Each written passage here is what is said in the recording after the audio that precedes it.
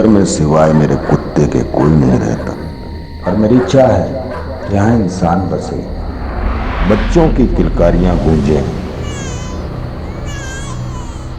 इस घर की रसोई में चूल्हा जले, शाकाहारी ना तो ना सही, चाहे उस चूल्हे पे गोश्त पके।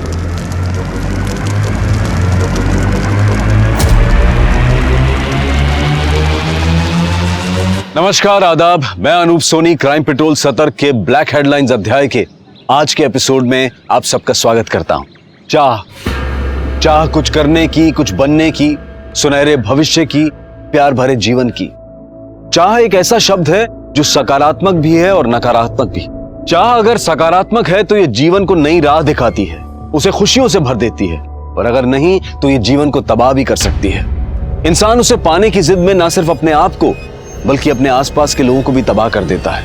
आज का ये केस भी ऐसी ही चाह से जुड़ा है जिसने कई जिंदगियां बर्बाद कर दी, सुखी और संपन्न परिवारों को जलाकर राख कर दिया।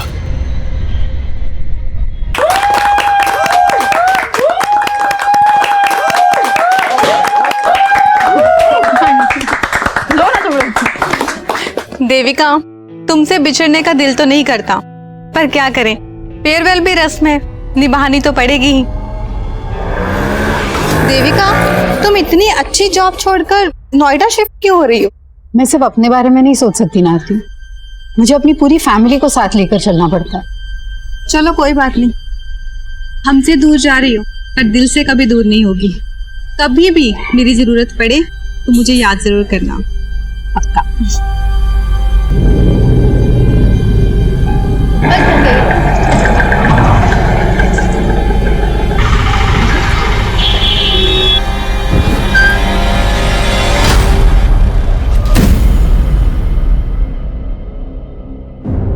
रिया, ये क्या कर रही हो? सामान क्यों फाड़ रही हो? आपने मेरे सामान को हाथ भी कैसे लगाया मम्मा? मुझे बच्ची समझा आपने? रिया, बिहेव। क्या बात है देविका, क्यों डांट रही हो बच्ची को? बच्ची ये बोल रही है कि अब बच्ची नहीं रही। आप ज्यादा बोलो मत मम्मा, मुझे सिर्फ इतना बताओ मैंने नया टेडी कहाँ रखा है? रिया, अच्छा बेटा, नया टेडी वो तो ऊपर रखा हुआ है, जा ले ले जा। क्या बात है? मनीष, हम नोएडा तो शिफ्ट हो जाएंगे, but do you really feel Riya वहां ये बदतमीजी बंद कर देगी? क्यों, तुम्हें अपनी माँ और बहन पे भरोसा नहीं है?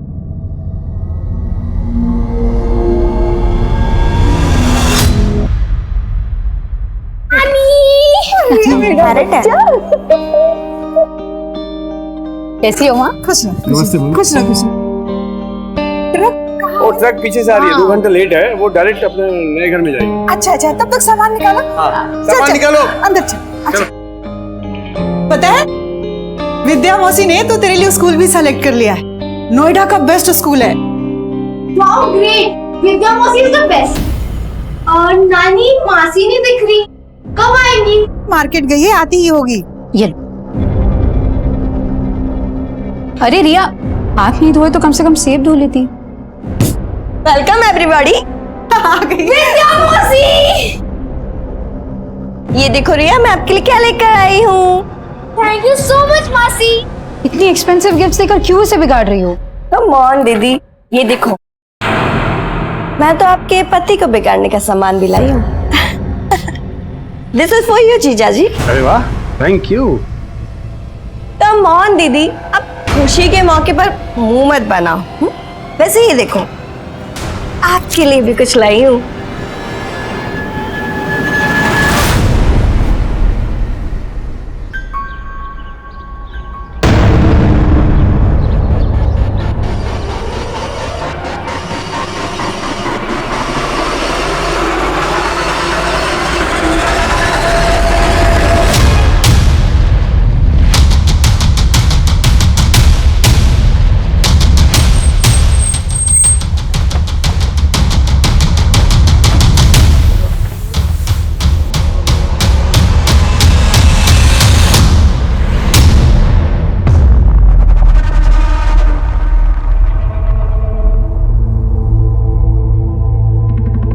विंडो खोलो, अरे दरवाजा खोलो, खोलो सर।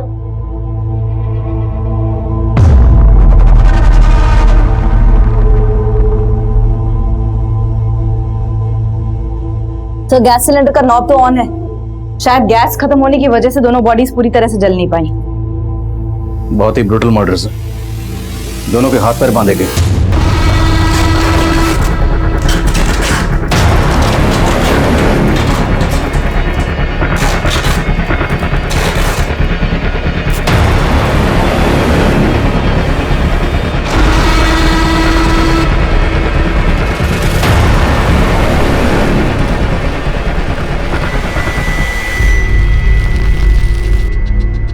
जिसने भी इन दोनों को जलाया होगा उसके दिल में इन दोनों के लिए बहुत ही गहरी नफरत रही होगी। इतनी गहरी नफरत कि उस नफरत की आग में दोनों को जलाकर स्वाह कर दिया।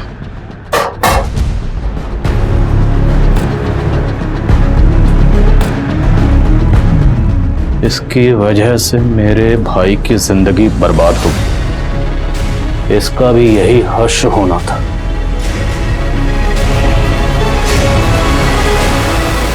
पुलिस की आंखों के सामने था एक खौफनाक मंजर। एक औरत और एक आदमी की निर्मम तरीके से हत्या की गई थी। इतनी बर्बरता, इतनी अमानवीय तरीके से हत्या की गई थी कि पुलिस के लिए भी यह दृश्य बचाना आसान नहीं था। और दीवारों पर लिखे हुए अनेक शब्द पुलिस के लिए चुनौती थे, लीड थी, या फिर उन्हें मिसलीड करने की कोई कोशिश। मैम, हमको नहीं मालूम ये आदमी और औरत कौन है। तुम्हारे कहने का मतलब है कि ये दोनों इस घर में नहीं रहते थे? मैम, ये घर तो सालों से बंद था। हम तो खुद हैरान है कि यहाँ लाशें कैसे पड़ी हैं।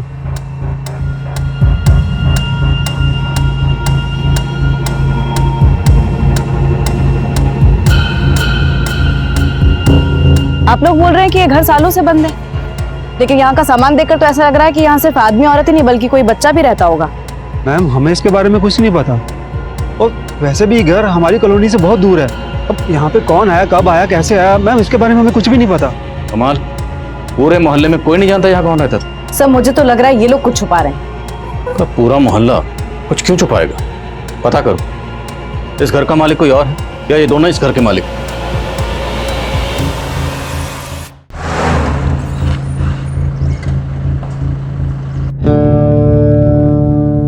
सभी थानों में इंफॉर्मेशन भेज दी गई। सर, ये निरेश सहगल ब्रोकर है। इसी ने वो घर किराए पे दिलवाया था। किसे दिलवाया था?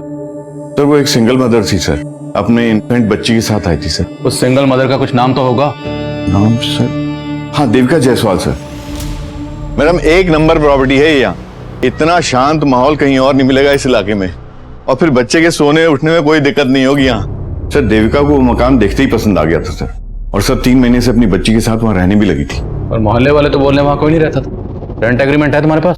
सर वो रेंट एग्रीमेंट होने ही वाला था सर, लेकिन मकान मालिक को टाइम ही नहीं मिल पा रहा था, इस वजह से। मकान मालिक कौन है? विक्रांत पाठक सर, दिल्ली में रहता है सर। उस मकान का पूरा जिम्मा उसने मेरे ही हाथ में सौंप रखा है। भले ही रेंट एग्रीमेंट ना हुआ हो सर, लेकिन देविका ने 11 महीने का एडवांस रेंट और डिपॉजिट का चेक मुझे दे दिया था सर, जिसमें से मैंने डिपॉजिट का चेक और 3 महीने का रेंट सर मकान मालिक के अकाउंट में जमा कर दिया सर। देखो ऐसा है, उस घर में हमें कोई बच्चा तो नहीं मिला, लेकिन एक आदमी और एक औरत की लाश मिली। मामला सीरियस है, समझ रहे हो तुम? तो ये बताओ, देविका के साथ हमें जिस आदमी की लाश मिली वो आदमी कौन था, और उसका देविका के साथ क्या रिश्ता था? सर मुझे उसके बारे में कुछ भी नहीं मालूम सर। जब से मैंने देविका को पोजीशन दिया मैं वहां गया भी नहीं सर। देविका का फोन नंबर और एड्रेस बताओ। सर फोन नंबर दिया तो था उसने, लेकिन सर फोन फॉर्मेट हो गया। देविका ने जो रेंट के चेक्स दिए तो चेक्स हैं तुम्हारे पास? हाँ सर, ऑफिस में रखे हैं सर। हमें उनकी जेरॉक्स चाहिए। ठीक है sir. Pandey, thank you sir. नजर रखो इस नरेश पे, और देविका के अकाउंट में जो परमानेंट एड्रेस है वो निकलो। सर,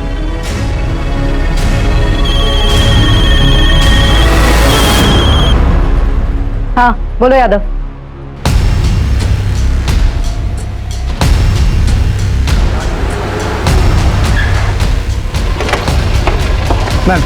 मैम ये केदार मिश्रा है, इसी इलाके का है। ये उस घर के बारे में कुछ बता रहा था जहाँ पे उस औरत और मर्द की लाशें मिली। मैम, कुछ समय पहले जब मैं उस घर के पास से गुजर रहा था तो मैंने देखा कि उस घर के मालिक मिस्टर पाठक और कुछ लोग मिलकर उस घर के पीछे की तरफ गड्ढा खोदकर कुछ तो गाड़ रहे हैं। क्या गाड़ रहे? एक बड़ा सा मोटा सा बोरा था, उस बोरे में क्या था मुझे पता नहीं, लेकिन खून के धब्बे लगे हुए। उस घटना के बाद किसी को उस घर में देखा था? मतलब ये जो मर्द और औरत की लाश मिली है, क्या उनमें से किसी को देखा था? नहीं मैडम, मैंने उस घटना के बाद किसी को नहीं देखा। अब उस घर में कौन रहने आया, क्या हो रहा था, मुझे कुछ नहीं पता इसके बारे में।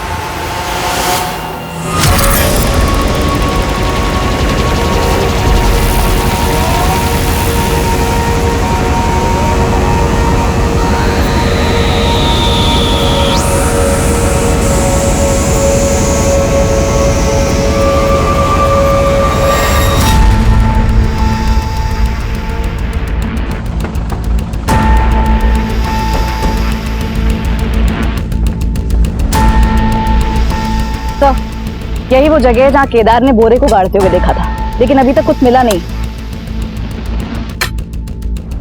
तो ये केदार,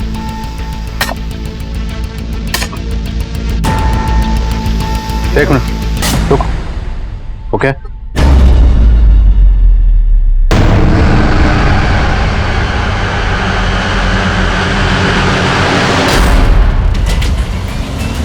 केदार, तूने तो कहा था या तूने मकान मालिक को बोरे में कुछ गाड़ते हुए देखा है। यहाँ से तो बच्चे की लाश मिली है। मैडम मैंने बहुत पहले देखा था। बोल, क्या पता है तुझे? मैं सच बता रहा हूँ। ऐसे नहीं बोला। यादव, थाने लेकर जाओ उसे, अच्छे से पूछताछ करो। नरेश ने बताया था कि उसने देविका को इस घर में एक बच्चे के साथ रहते हुए देखा था, और अब घर के पीछे ये बच्चे की लाश। तो लाश को देखकर लगता है जैसे इसे कल परसों दफनाया गया, क्योंकि लाश अभी सड़नी शुरू ही हुई है। कहीं ये बच्चा वही तो नहीं जिसके साथ देविका रह रही थी? सर, केदार भी यही कह रहा है कि उसने मकान मालिक को यहाँ बोरे में कुछ गाड़ते हुए देखा था। ये चक्कर क्या है, कुछ समझ में नहीं आ रहा। इस चक्कर का जवाब मकान मालिक पाठक ही देगा। उठाओ उसे। उस घर का मालिक विक्रांत पाठक पुलिस के हाथ लगने से पहले ही फरार हो चुका था। विक्रांत पाठक मुझे जल्द से जल्द अंदर चाहिए। विक्रांत और नरेश, ये इन दोनों की मिलीभगत हो सकती है। नरेश पे भी नजर रखो। सर,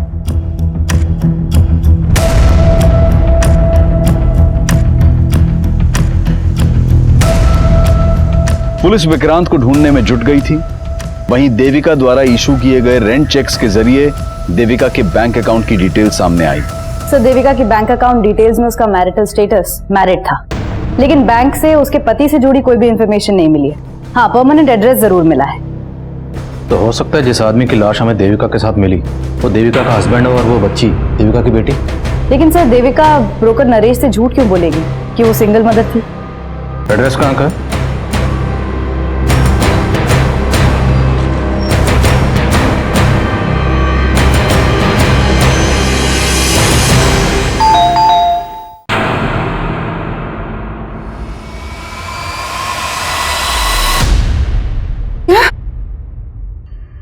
देविका की लाश? जी, सिर्फ देविका नहीं, उसके पति और बच्ची की लाश भी मिली। ये आप क्या कह रहे हो सर? कल रात ही तो मेरी बात हुई है देविका के पति और बेटी से, और वो लोग यही पास में ही रहते हैं।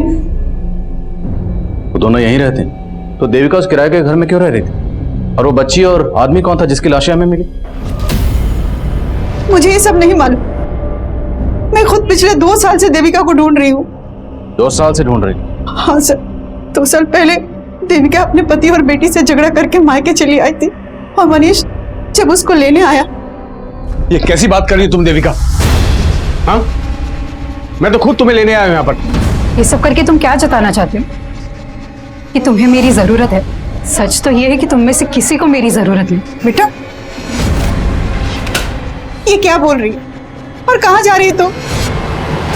अपने मन की शांति ढूंढने। यहाँ से जाने के बाद देविका ने अपना नंबर बंद कर दिया। हमने ढूंढने की बहुत कोशिश, पर कुछ पता नहीं चला। देविका का पति और बच्ची यहाँ रहते हैं, वहाँ का एड्रेस दीजिए और फोन नंबर भी।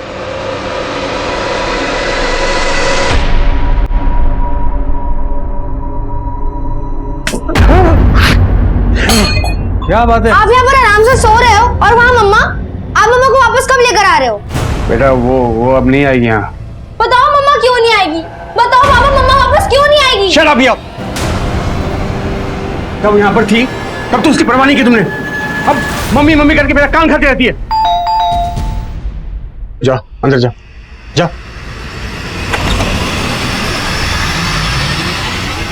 क्या? देविका की लाश? बहुत ही गहरी नफरत निकाली गई। देविका के हाथ पैर बांधकर उसे चूल्हे पर जलाया।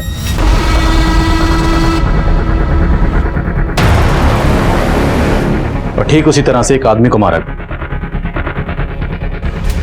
उस घर में एक बच्ची को भी गाड़ा गया। वो आदमी और वो बच्ची, ये दोनों कौन हो सकते हैं? सर मुझे कुछ नहीं मालूम। मैं तो 2 साल से नहीं मिला देविका से। लेकिन ऐसा क्या हुआ था जो देविका आपको तो छोड़कर गई, लेकिन अपनी बच्ची को भी छोड़ गई? सर दोष मेरा ही है। मैंने गलती ऐसी की थी कि जो देविका मुझे कभी माफ नहीं कर पाई। ये तुम्हारी ब्लेजर से निकले हैं जो तुम परसों अपने आउटडोर ट्रिप पे पहन के गए थे। कॉन्डम्स। देखो देविका, अब तुम कोई झूठी सफाई देने की कोशिश मत करना। मैंने तुम्हारे लिए अच्छी जॉब छोड़ी, यहां का छोटी सी नौकरी कर रहे, और यहां तुम अय्याशियां कर रहे हो। अब बस मैं और रिया तुम्हारे साथ नहीं रह सकती। तुम जाना चाहती हो जाओ, मैं तुम्हें रोकूंगा नहीं, लेकिन मुझे नहीं लगता कि रिया तुम्हारे साथ जाना चाहेगी। सर, मैं देविका को कभी खुश नहीं रख पाया। बिलीव मी, उसके जाने के बाद उसकी कमी का बहुत एहसास हुआ मुझे। मैं एक अरसे से उसे ढूंढ रहा हूँ सर। तो ढूंढ लिया होगा उसे, और ढूंढने के बाद जब देविका को किसी गैर मर्द के साथ देखा होगा तो बर्दाश्त नहीं हुआ होगा। क्या बोल रहे हो सर आप? मैंने ऐसा कुछ नहीं किया सर। तुमने बताया कि देविका कहीं जॉब कर रही थी। जी सर, लेकिन जब वो यहाँ से गई तब वो जॉब भी छोड़ चुकी थी। देविका जहां जॉब करती थी वहां की डिटेल्स दीजिए। भगवान के नाम पे कीप द चेंज। सेठ सेठ, भगवान के नाम पे कुछ दो ना सेठ।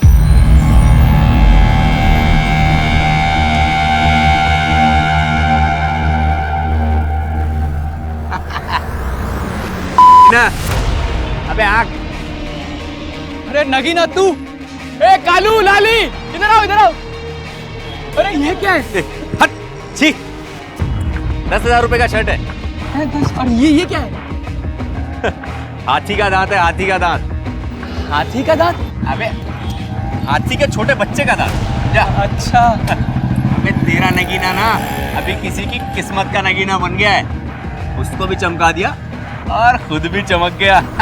कौन है वो जिसको चमका दिया बे तूने? सर, जिस घर में हमें जली हुई लाशें मिली, उस घर के मालिक विक्रांत पाठक का फोन दिल्ली के मुखर्जी नगर में बंद हुआ था, और हमने उसके रिश्तेदारों और दोस्तों से भी पूछताछ की, लेकिन कोई क्लू नहीं मिल पाया कि वो छिपा कहाँ पे। मकान मालिक और किराएदार के अलावा पाठक और देविका के बीच में कोई और कनेक्शन? सर, फिलहाल ऐसा कोई कनेक्शन सामने नहीं आया, और ना ये पता चल पाया कि दूसरी जली हुई लाश किस आदमी की है। लेकिन देविका के बैंक अकाउंट से कोई ना कोई फोन नंबर तो लिंक होगा। उस नंबर की डिटेल्स निकला, शायद कोई क्लू मिले। और ये मकान मालिक पाठक, इसे हाजिर करो। एक बार ये मकान मालिक हमारे हाथ में आ गया तो हमें सर, पोस्टमार्टम रिपोर्ट के मुताबिक देविका और उस आदमी को पहले नशीली दवा देकर बेहोश किया गया। घर से मिले ग्लासेस में फ्रूट जूस के साथ साथ दवा के ट्रेसेस भी मिले। बेहोश करने के बाद उनके हाथ पैर बांधकर दोनों को जला दिया गया। बच्ची की मौत धुएं से सफोकेशन की वजह से हुई। मरने के बाद उसे गाड़ा गया। एक मर्द, एक औरत और एक बच्ची, देखने में तो फैमिली लगती है, पर ये फैमिली थी या नहीं थी इसके लिए इन तीनों का डीएनए टेस्ट करवाना हो। पर मारने से पहले इन दोनों को जूस में बेहोशी की दवा पिलाई गई, तो मतलब साफ ये काम किसी जान पहचान वाले का ही है। अब ये जान पहचान वाला या तो देविका की पहचान का होगा या उस आदमी की। देविका की पर्सनल और प्रोफेशनल लाइफ के बारे में जानते, देविका के नोएडा वाले ऑफिस में चलते। ये हमारी नगीना ने बनवाया है। देखो ये भी कैसा है, पूरे 2 तोले का है और एकदम सच्ची सोने का है। हाँ, तुम्हारी नगीना को लाखों का कोई भीख दे गया है या लॉटरी लगा है? कोई लॉटरी नहीं लगा है, वो तो हमारे नगीने का दिमाग है। उसने बहुत बड़ी जुगत लगाई है। जुगत? हाँ। शांति बहन, हमको भी तो बताओ जुगत। किसी को बताना मत। वो ना शहर गया था तो वहां पर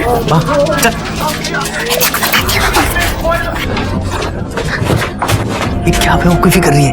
किसी को पता चल गया तो कितना बड़ा आफत आ जाएगा, तेरे को मालूम है क्या? अरे तू ही तो बोला था कि आफत उसको आएगा जिसने तुझको इतना पैसा दिया। जरा उठा उठा के ना तेरे दिमाग में कचरा ही भर गया है माँ। भी अपना मुंह बंद रख, समझी? जो मैं बोलता हूँ वही कर।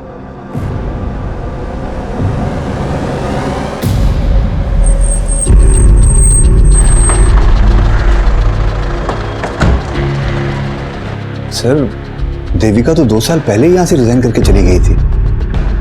2 साल से मैं भी उसके कांटेक्ट में नहीं हूँ। मुझे बहुत हैरानी हो रही है कि उसकी इस तरीके से हत्या हो गई। सिर्फ देविका का ही नहीं, एक बच्ची और एक आदमी की लाश भी मिली। क्या देविका का यहाँ किसी के साथ अफेयर था? मैम, देविका का किसी से अफेयर हो ही नहीं सकता। वो तो खुद अपने पति से परेशान रहती थी। उसने तुम्हें अपने पति के बारे में कुछ बताया था? देविका का पति गोरखपुर में एक सेल्समैन की नौकरी करता था और 3 साल पहले वो नोएडा में शिफ्ट हुए थे। पर देविका उनके साथ नहीं आना चाहती थी। क्यों? क्योंकि देविका बहुत ही क्वालिफाइड थी मैम, और वो गोरखपुर में एक एरोस्ट्रेस इंस्टीट्यूट में ग्रूमिंग इंस्ट्रक्टर का जॉब करती थी। लेकिन फैमिली के लिए वो यहाँ आ गई और रिसेप्शनिस्ट का जॉब कर रही थी। लेकिन इतने सब सैक्रिफाइस के बाद भी ना उसका पति उसे इम्पोर्टेंस देता था और ना उसकी बेटी उसे समझती थी।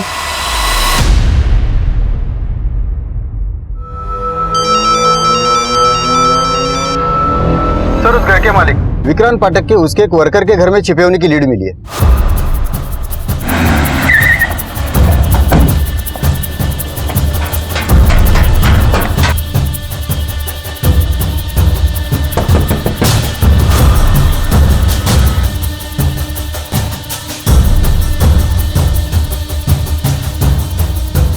साहब, देविका और उसके बच्चे से मैं आज तक नहीं मिला, और फिर अपने किराएदार को मरवा के क्या मिलेगा मुझे? एक चश्मदीद ने उसी घर के पिछले हिस्से में तुझे गड्ढा खोदते हुए देखा। वो तो 3 महीने पुरानी बात है साहब। 3 महीने पहले? तो 3 महीने पहले भी किसी को मारा था? नहीं साहब, किसी इंसान को नहीं। मैंने गड्ढे में अपना मरा हुआ कुत्ता गाड़ा था। कुत्ता?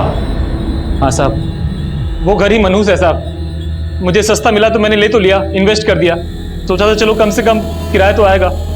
लेकिन दक्षिण दिशा में मुंह होने के कारण कोई भी किराएदार नहीं आ रहा था। उसके बाद मुझे एक बाबा मिले। उन्होंने सुझाव दिया कि अगर घर की मनहूसियत खत्म करनी है तो अपने किसी वफादार जानवर की बलि देनी होगी। इसलिए उनकी बात मान के मैंने तंत्र पूजा की और अपने वफादार कुत्ते की बलि दे दी और उसको गड्ढे में गाड़ दिया साहब। मैंने सिर्फ अपने कुत्ते की बलि दी थी, मैंने किसी इंसान को नहीं मारा साहब।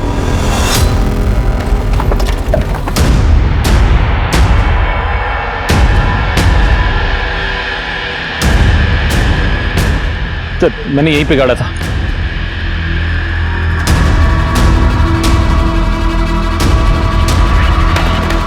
सर यही है सर, कुत्ते की हड्डी देखिए। हाथ से निकालो। लेके जाओ।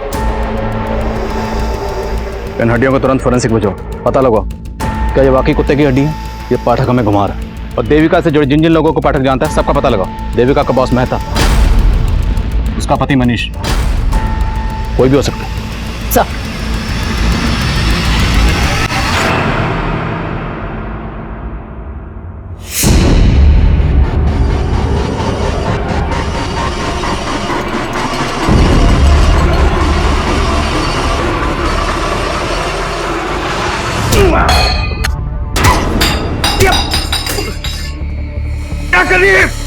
क्या करी तू?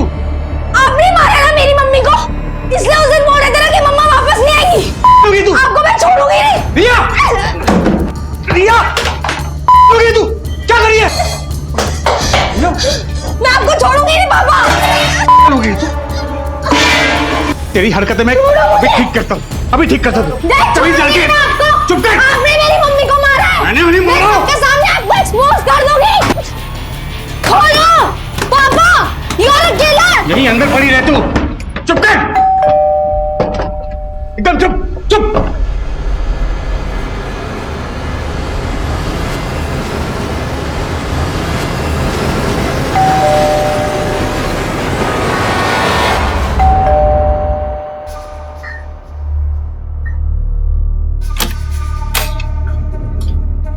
ये क्या हुआ? खोलो पापा। और ये रिया क्यों चिल्ला रही है? क्या बताऊं विद्या, इस लड़की ने मुझे परेशान कर रखा है। समझ भी नहीं आ रहा इसे हैंडल कैसे करूं मैं। तुम परेशान मत हो, मैं हैंडल करती हूँ।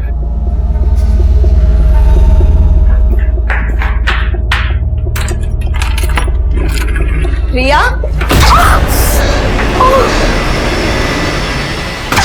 सर, देविका के बैंक अकाउंट से जो नंबर लिंक था ये उसके कॉल डिटेल्स है। इसमें कई सारे नंबर शो कर रहे हैं। मैं एक एक नंबर कॉल करके देख रहा हूँ। इसमें से उन नंबर पर फोकस करो जिनसे देविका की ज्यादा बात होती थी। और सर, फॉरेंसिक वालों ने बताया कि घर में से मिली हुई हड्डियां किसी जानवर की ही थी, इंसान की नहीं। मकान मालिक विक्रांत पाठक का देविका के बॉस या मनीष से कोई कनेक्शन नहीं निकला। लेकिन हाँ सर, मनीष का एक छोटा भाई है नीरज, और घर की दीवार पे भी लिखा हुआ था। तो ये मनीष का छोटा भाई नीरज गायब है? गायब तो नहीं है सर। सर एक मिनट, सर देविका के कॉल रिकॉर्ड में एक नंबर नीरज नाम के लड़के का भी है। ये देखिए, नीरज जायसवाल। मैंने इस नीरज को कॉल भी किया था, लेकिन इसने उठाया नहीं। तो तुम उठाओ इस नीरज जायसवाल। सर वैसे मैं हर साल एक नई और महंगी गाड़ी लेता हूं। तुम्हारी इस पुरानी गाड़ी का ये नंबर प्लेट मुझे बहुत पसंद आया। कितना लेगा? क्या ये नंबर प्लेट का?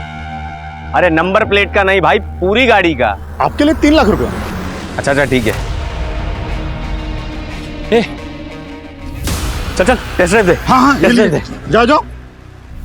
ए भागा है, चल चल पकड़ पकड़ चल चल। ए साला, ए रुको। साला फिर भाग गया। इस बार हाथ लगा ना, साले की सारी रईसी निकाल दूंगा। आओ, मनीष के छोटे भाई नीरज, नीरज नहीं निर्लज है तो अपनी भाभी को बेहोश किया, हाथ पैर बांधे और फिर जलाकर मार दिया। उसके बाद दीवार पर लिख कर गया। सर मैंने कुछ नहीं लिखा सर, लिखा तो उन्होंने मेरी किस्मत में कि मैं उनका भाई हूं। किसने? तेरे भाई ने? ये सब तेरे भाई मनीष ने किया? कर भी सकता है सर, उन्हें सिर्फ भाभी से नहीं मुझसे भी प्रॉब्लम थी, सिर्फ इसलिए क्योंकि मैं भाभी की बात समझता था। तंग आ गई थी भाभी मेरे भाई से।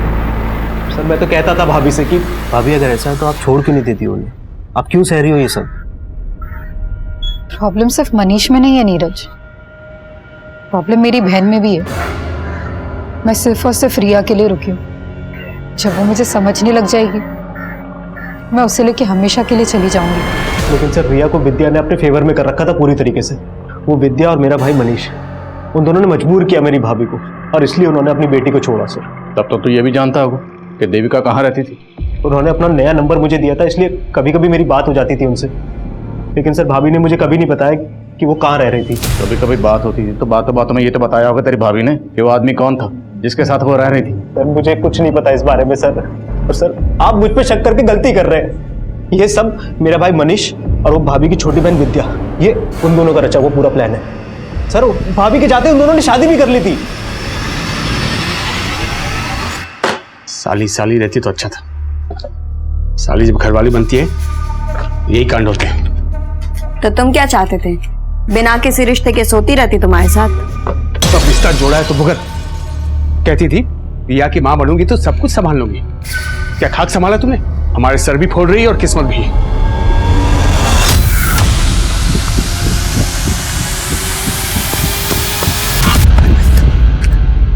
नहीं नहीं नहीं।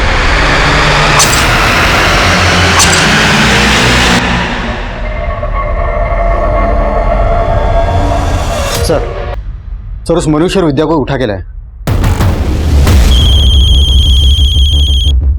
बिठा दो। जैन सर। जी सर।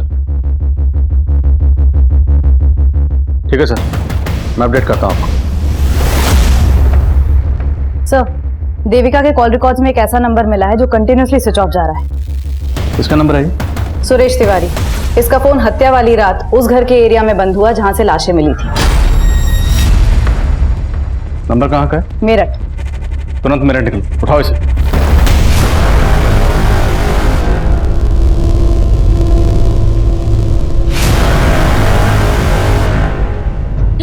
नहीं सुरेश जी छोड़िए उसको। नहीं हर्षा, हमारे पास अभी कोई चारा नहीं बचा हर्षा।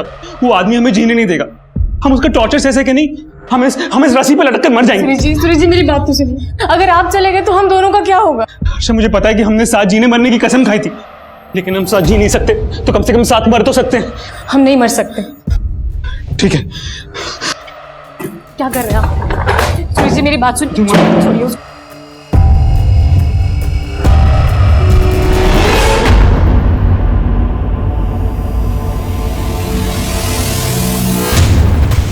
सर आप ऐसे कैसे हमें उठा कर ले आए? जैसे तू लेकर आया अपनी साली को अपनी जिंदगी में।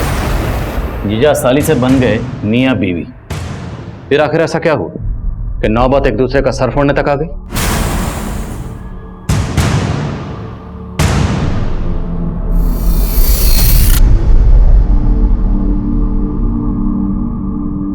I'm sorry मम्मा, मैंने कभी भी आपकी रिस्पेक्ट नहीं की। I'm very bad. प्लीज मुझे माफ कर दो, प्लीज वापस आ जाओ। हमें फिक्र थी रिया की, इसलिए शादी की, रिया की फिक्र का वास्ता देकर अपनी शादी को जस्टिफाई कर रहे हो? नहीं सर, आप गलत सोच रहे हैं। हमारी शादी से तो दी को भी कोई प्रॉब्लम नहीं थी। देखो, अब मैं तुम दोनों के बीच में पिसना नहीं चाहती और ना ही तमाशा करके घर की इज्जत पे आंच आने देना चाहती। तुझे मनीष पसंद है ना, तू बना ले इन्हें अपना पति, मुझे कोई प्रॉब्लम नहीं है। बस प्लीज प्लीज मेरी बेटी रिया का ख्याल रखना। और अचानक से खुद से कहीं चली गई। अचानक से चली गई या तुम दोनों ने इसे जाने के लिए मजबूर कर दी? सर, हम मानते हैं कि हमसे भूल जरूर हुई है और इस आदमी से शादी करके तो मैं भी दीदी की तरह पछता रही हूँ। पर पछता तो मैं रहा हूं सर इससे शादी करके, और रिया भी तुम्हें मां बनाए कभी खुश नहीं रही। इसने हम सबकी जिंदगी बर्बाद कर दी सर। जिंदगी तो तुमने हमारी बर्बाद की। चुप। जिस कांड के बारे में पूछ रहा हूं ना, उसके बारे में बात करो। कैसा कांड सर? मैंने कोई कांड नहीं किया सर। मैं तो रिया की खुशी के लिए जेन्युइनली देविका को ढूंढ रहा था। तुम देविका को ढूंढ रहे थे, तुम्हारा छोटा भाई नीरज और लगातार देविका के टच में था। क्या? तेरी नौटंकी तेरे घर पे देख चुका हूं। बोल, तेरी बीवी देविका के साथ जो आदमी रहता था वो कौन था, और वो बच्ची कौन थी जिसकी लाश हमें मिली? उन दोनों का देविका के साथ क्या ताल्लुक था? क्यों मारा उन दोनों को? क्या आदमी, कौन आदमी, आप क्या बोल रहे सर? मैं किसी आदमी को नहीं जानता और मुझे तो अभी मालूम पड़ा कि मेरा भाई नीरज देविका के टच में था। हाँ सर, ये सच बोल रहे हैं। हम लोगों को इस बारे में कुछ नहीं मालूम था। सर मुझे तो लग रहा है अगर ये मनीष और विद्या का गेम है तो इसमें मनीष ने अपने भाई नीरज को फंसाने के लिए प्लान किया होगा और दीवार पे वो सब लिख दिया होगा। लेकिन मनीष अपने छोटे भाई नीरज को क्यों फंसाएगा? क्या उसे ये शक था कि उसके छोटे भाई का उसकी बीवी के साथ? बोलो। सर, सुरेश 2 साल से गायब है। और 2 साल से गायब? हाँ सर, सुरेश यहाँ अपनी पत्नी हर्षा और एक बच्चे के साथ रहता था। हर्षा तो यहाँ नहीं है। पता चला है कि सुरेश मेरठ में जल विभाग में क्लर्क था। अगर ये सुरेश 2 साल से गायब है तो इस सुरेश के नाम पर जो मोबाइल नंबर रजिस्टर्ड है उस नंबर से देविका को कॉल कौन करता था?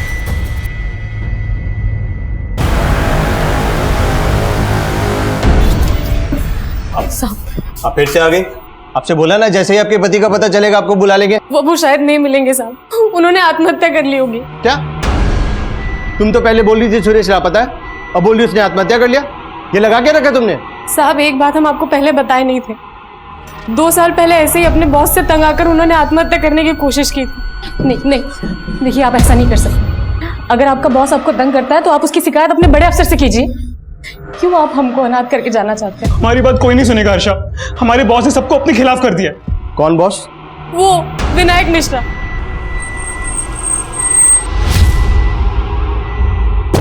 हाँ मैडम, सुरेश यहाँ मेरे अंडर में ही काम करता था, लेकिन 2 साल पहले वो अचानक से गायब हो गया। गायब हो गया? कहाँ गायब हो गया? दरअसल सुरेश एक नंबर का करप्ट आदमी था। रिश्वत ले लेके उसने बहुत गबन की और मुझे तो लगता है वो इसीलिए गायब हुआ है। एक तरफ सुरेश तिवारी का बॉस विनायक मिश्रा पुलिस को यह बता रहा था कि सुरेश जल विभाग में गबन करके पिछले 2 साल से गायब हुआ था। वहीं दूसरी तरफ सुरेश की बीवी हर्षा ने एक दूसरे पुलिस स्टेशन में सुरेश की मिसिंग रिपोर्ट फाइल की थी और वो ये कह रही थी कि सुरेश ने आत्महत्या कर ली होगी। जल्द ही ये जानकारियां दोनों पुलिस स्टेशन के बीच साझा हो गई और सुरेश की बीवी को उस आदमी की लाश की शिनाख्त के लिए बुलाया गया जो विक्रांत पाठक के घर में एक महिला और बच्चे की लाश के साथ मिली थी। तो आप कह रही हैं कि ये लाश सुरेश की? लेकिन जहां आपने इसकी मिसिंग कंप्लेंट फाइल की थी वहां आपने ये भी कहा था कि सुरेश ने आत्महत्या की होगी। तो अगर सुरेश ने आत्महत्या की थी तो ये लाश सुरेश की कैसे हो सकती है? हम अपने पति की लाश को पहचानने में धोखा नहीं खा सकते। पर विनायक तो ये कह रहा है कि सुरेश गबन और रिश्वत लेकर भागा। झूठ बोल रहा है वो, वही फंसा रहा था सुरेश जी को। एक काम ढंग से होता नहीं तुमसे। सर पर हमारी गलती क्या है तो बताइए। विनायक बहुत नीचा दिखाता था सुरेश जी को, सारे स्टाफ के बीच में डांट देता। साहब, विनायक इसी ताक में रहता था कि कब वो सुरेश जी को काम से निकलवा दे और अपने एक रिश्तेदार को रख ले। और साहब, सुरेश जी से एक गलती भी हो गई थी, उसी का फायदा उठा के उनके ऊपर रिश्वत लेने का और गबन का इल्जाम लगा दी। तो सुरेश से आखिर ऐसी क्या गलती हुई थी? साहब, इन्होंने आत्महत्या तो नहीं की थी, लेकिन उससे पहले विनायक को एक सुसाइड लेटर मेल कर दिया था। मैडम वो कुछ मरना वरना नहीं चाहता था, वो मुझको ब्लैकमेल करना चाहता था, वो ईमेल करके। मैं अपने बॉस विनायक की वजह से आत्महत्या कर रहा हूँ? मेरी मौत का जिम्मेदार मेरा बॉस विनायक है। मैडम उसका ईमेल पढ़ के मैं बहुत डर गया था और अगले पल देखा वो ऑफिस में था। तुमने ईमेल के बारे में पहले क्यों नहीं बताया? मैडम जब से पता लगा वो गायब हो गया है, मुझे डर था कि वो ईमेल किसी के हाथ ना लग जाए। डर इसलिए गए थे क्योंकि उसकी हत्या में तुम्हारा हाथ है। मैडम मैं सच कह, उसके साथ एक औरत देविका का भी मर्डर हुआ और इसकी बच्ची का भी। तुमने ही किया है ना? मैडम मैं सच कह रहा हूँ, मैं इनको जानता भी नहीं हूँ। आप कह रही हैं कि आप इस देविका को नहीं जानते, पर यह दावा कर रही हैं कि इस देविका के साथ हमें जिस आदमी की लाश मिली वो आपके पति सुरेश की लाश। तो अचानक 2 साल बाद आप अपने पति की आत्महत्या की खबर देने पुलिस स्टेशन क्यों गए? क्योंकि 2 साल से सुरेश जी हमारे संपर्क में थे। वो भागे जरूर थे 2 साल पहले विनायक से डर के, लेकिन बीच बीच में चोरी छिपे हमसे मिलने आया करते थे। फिर अचानक से उन्होंने घर आना बंद कर दिया। उन्होंने जो नया नंबर लिया था वो भी बंद आने लगा। बस इतना पता था कि वो यहाँ शहर में कहीं रहते हैं, तो इसलिए उन्हें ढूंढने आ गए। और जब वो नहीं मिले तो उनकी मिसिंग कंप्लेंट लिखा दी हमने। आपके सुरेश जी ने शायद घर आना इसलिए बंद कर दिया होगा क्योंकि सुरेश ने दूसरा घर बसा लिया इस देविका के साथ। क्या बात कर रहे हैं साहब आप? वो सपने में भी हमें धोखा देने की नहीं सोच सकते।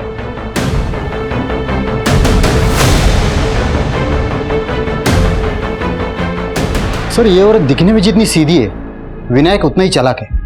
पहले ये केस देविका से कनेक्टेड लग रहा था, लेकिन अब लग रहा है कि ये केस इस सुरेश से भी कनेक्टेड है। सर मैंने चेक किया, सुरेश का बैंक अकाउंट उसी बैंक में था जिसमें देविका का था। इनफैक्ट सुरेश ने एज अ गारंटर किसी नगीना नाम के आदमी का बैंक अकाउंट भी उसी बैंक में खुलवाया था। इस नगीना का इन कत्ल से क्या ताल्लुक है? सर नगीना एक भिखारी था। अचानक से उसके बैंक अकाउंट में बहुत सारे पैसे आ गए थे और 1 हफ्ते पहले उसका मर्डर हो गया। नगीना मर्डर केस विनोद नगर पुलिस इन्वेस्टिगेट कर रही है। वो लोग भी हैरान थी कि अचानक एक भिखारी के पास इतने पैसे कहां से आ गए, और जब उसके बैंक अकाउंट होने की बात पता चली तो उन्होंने मुझे कांटेक्ट किया। लेकिन इस नगीना का मर्डर किसने किया? सर विनोद नगर पुलिस को भोलू और कालू नाम के आदमियों पे शक है। ये नगीना के साथ भीख मांगते थे। लेकिन सुरेश एक भिखारी का बैंक अकाउंट खुलवाने के लिए उसका गारंटर क्यों बनेगा? और भिखारी के अकाउंट में इतने सारे पैसे और दोनों का मर्डर भी हो जाता है। इस नगीना का कोई जान पहचान का है? कोई रिश्तेदार कोई भी? नगीना की माँ शांति कचरा बीनने का काम करती है। साहब हमारे नगीना को भोला और कालू ने मारा और आप हमें यहाँ ले आए। तो मैं इसलिए लेकर आए कि तुम्हारे बेटे के पास इतने पैसे कहाँ से आए जो बैंक में अकाउंट खोला, और पहले उसके अकाउंट में लाखों रुपए रहते थे, अब 1 पैसा नहीं। कहाँ गए बोलो? साहब वो सारा पैसा निकालकर घर में छिपा दिया था। और पैसे आए कहाँ से थे? वो एक आदमी ने उसे दिया था और उसका खाता भी खुलवाया था साहब। ये था वो आदमी? नहीं साहब, हम नहीं जानते कि वो कौन था। हमारा बेटा ही मिला था उससे। अरे सेठ लोग के पास है ना पैसा छुपाने के लिए जगह नहीं रहता है, इसके लिए मेरे जैसे लोग को ढूंढते। उसने मेरा अकाउंट खुलवाया ताकि अपना काला पैसा सफेद कर सके। लेकिन बेटा सफेद खाने से हमारा क्या फायदा? अरे माँ, वो मेरे अकाउंट में पैसा डालेगा, थोड़ा खुद लेगा, बाकी अपना। अरे उसने बोला है मुझे नौकरी भी लगाएगा। नगीना का किस्मत बदल गया था, तभी भोला और कालू से चिढ़ते थे, इसीलिए मार डाला उसको। अब आप हमें छोड़ दीजिए और उनको पकड़िए।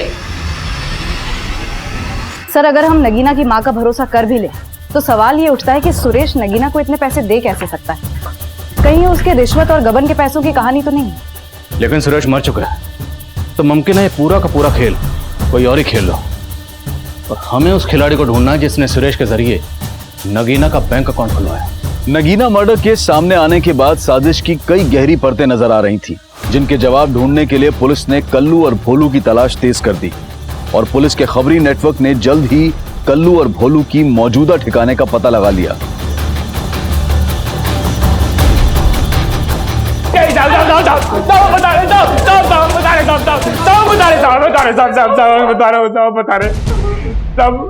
हमने नगीना को पैसों के लालच में नहीं मारा, वो कभी ना लाली को अपने साथ लेके चला गया। लाली? कौन लाली? तब मेरी दोस्त, हम सब साथ में भीख मांगा करते थे। एक दिन नगीना वहां आया और लाली को पैसों का टसन दिखाने लगा। साहब लाली को उसने हमसे छीन लिया था और पूछने पे भी नहीं बताता था कि वो कहाँ है। लाली कहाँ है बे? बोल। अरे कितनी बार बोलूं, मुझे नहीं पता। साले बता, नहीं तो यही काट दूंगा। बता बता। रुक, रुक, रुक। अरे रुक, अरे ये भी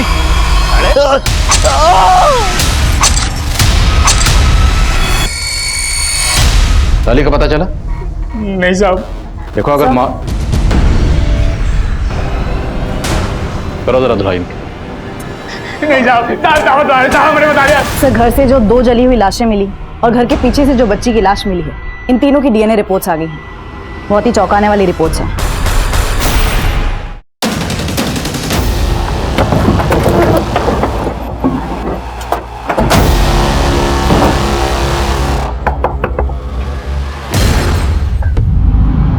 हमसे दूर जा रही हो पर दिल से कभी दूर नहीं होगी। कभी भी मेरी जरूरत पड़े तो मुझे याद जरूर करना। अरे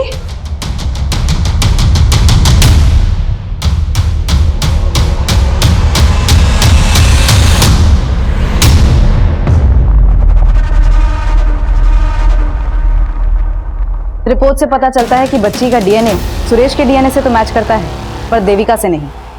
इसका मतलब वो डेड बॉडी देविका की नहीं है। मतलब ये सारा का सारा गेम देविका।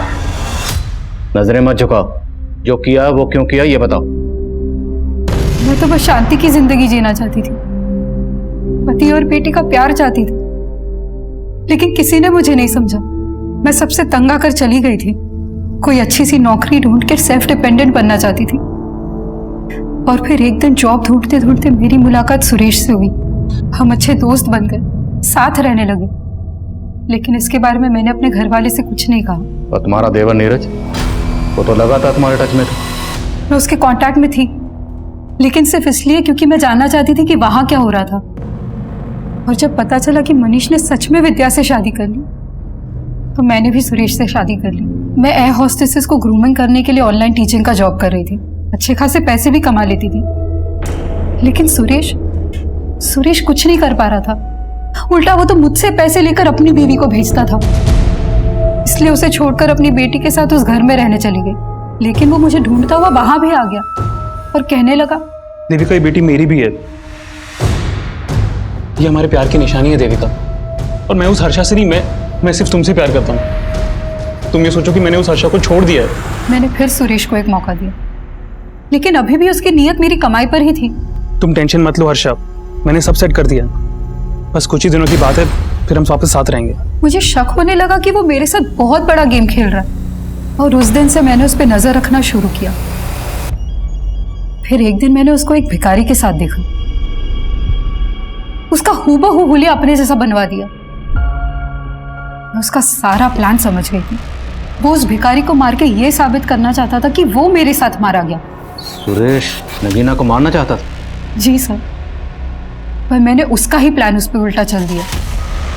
फिर मैंने नगीना को पैसे का लालच देकर अपनी कदकाठी की लड़की का इंतजाम करने के लिए कहा। और नगीना भिखारन लाली को तुम्हारे पास लेकर आया। जी आपने अपना नाम नहीं बताया? जी मेरा नाम लालिमा है। अच्छा, तुम नहीं ले रही हो? नहीं, मैंने अभी खाना खाया। लालिमा पियो ना।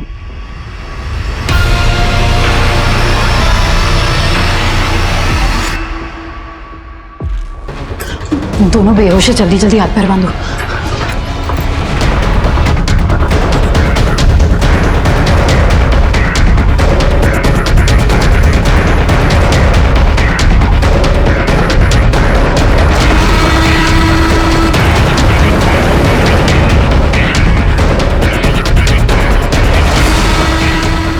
हमने उन्हें तो मार दिया, लेकिन मुझे नहीं पता था कि उस धुएं में मेरी बेटी।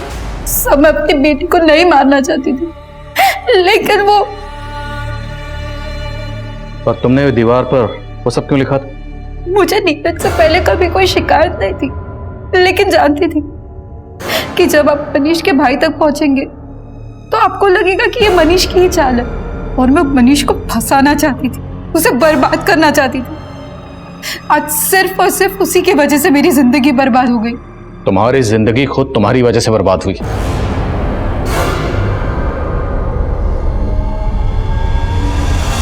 कहते हैं जहां चाह होती है वहीं राह होती है, लेकिन जो राह अपराध के द्वारा चुनी जाती है उस राह पर चलकर जिंदगी एक डेड एंड पर जाकर खत्म हो जाती है। अब मैं अनूप सोनी आपसे विदा लेता हूं। फिर मुलाकात होगी क्राइम पेट्रोल सतर्क के ब्लैक हेडलाइंस अध्याय में एक और नए केस के साथ। और याद रखें, क्राइम और आपके बीच में सिर्फ इतना फर्क है कि आप कितने सतर्क हैं। सतर्क रहें, सुरक्षित रहें। जय हिंद।